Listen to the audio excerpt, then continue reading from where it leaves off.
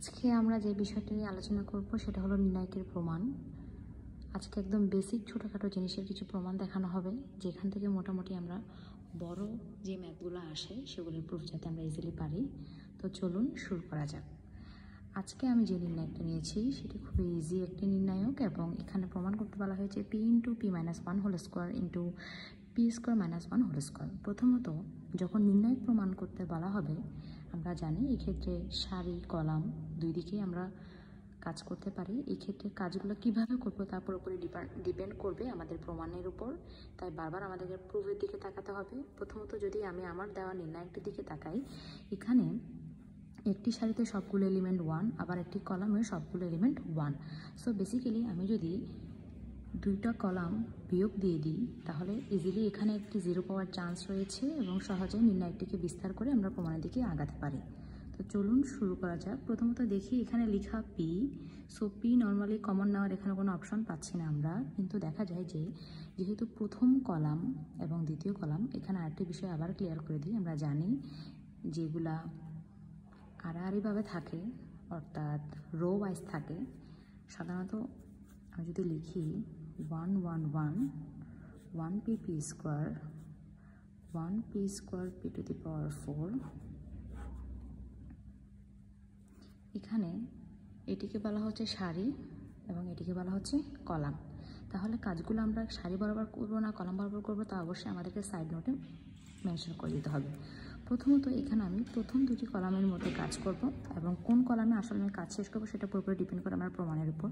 So এখানে লেখা p minus 1 whole square, that means আমি যদি দ্বিতীয় কলাম থেকে প্রথম কলাম বিয়োগ দিয়ে দিই, কাজটা আমার জন্য আর বেশি ইজি হয়ে যায়। তাই আমি এখানে লিখবো c2 prime is equal to c2 minus c1, যাতে আমি p মাইনাস 1 পাই। এখানে চাইলে আপনি c1 মাইনাস c2 লিখে c1 প্রাইমও কাজটি করতে পারেন, কিন্তু এখানে প্রমাণের সুবিধাতে আমি দ্বিতীয় কলাম থেকে প্রথম কলাম বাদ দিয়ে তার রেজাল্ট যেটা সেটা c2 প্রাইমে রাখবো। অ্যাজ দ্য সেম ওয়ে আমি তৃতীয় কলাম থেকে দ্বিতীয় কলাম মাইনাস করব এবং সেটা তৃতীয় কলামে রাখা হবে। সো আমার সাইড নোট আমি পাশে লিখে দিয়েছি, এবং চলুন কাজটা শুরু করে যাক। c2 prime is equal to c2 minus c1, that means দ্বিতীয় কলাম থেকে প্রথম কলাম বিয়োগ দেওয়া হবে। That means 1 minus 1 0 p minus 1 p square minus 1। তৃতীয় কলাম থেকে দ্বিতীয় কলাম বাদ যাবে, তাহলে 1 minus 1 0 p square minus p to the power 4 minus p square. এবার দেখা যায় আমরা প্রথম সারিতে দুইটি শূন্য পেয়েছি এবং একটি 1 রয়েছে। সো দ্যাট মিনস আমি প্রথম সারি পর বিস্তার করলে আমার এই ক্যালকুলেশনটি খুব দ্রুত হয়ে যাবে। তাহলে চলুন শুরু করা যাক কীভাবে করা যায়। প্রথমত একটু দেখে নিই কোনো কিছু কমন নেওয়া যায় কিনা।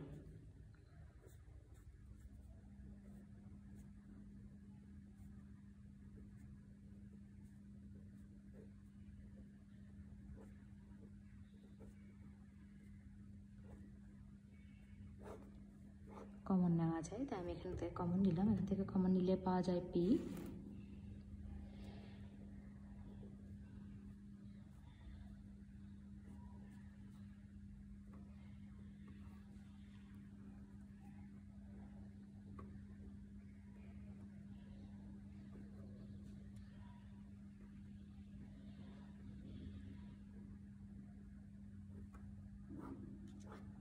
এখন আমি প্রথম সারি বরাবর বিস্তার করব, সেটা আমি সাইড নিয়োগে লিখে দিব।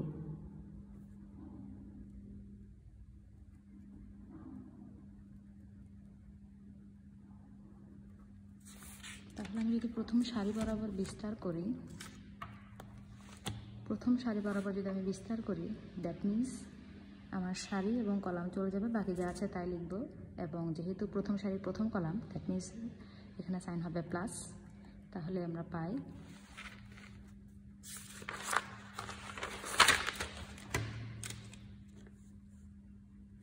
p into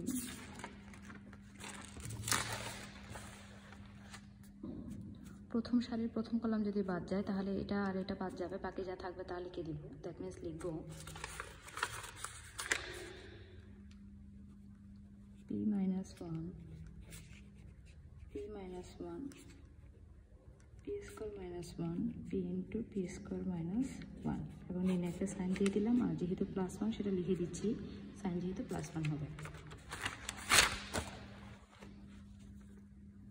so P into p minus one common নেওয়া যায়, P square minus one common নেওয়া যায়। প্রথম সারি থেকে পি মাইনাস ওয়ান কমন নিলাম, দ্বিতীয় সারি থেকে p square minus one common নিলাম, তাহলে বাকি থাকলো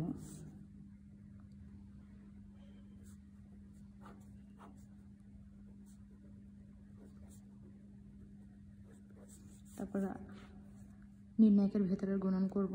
দ্যাট মিনস প্রথমে top to bottom p into p, one into one, আপনার এদের মাঝখানে মাইনাস সাইন থাকবে সেটা লিখলাম, তাহলে p into p minus one whole square into p square minus one,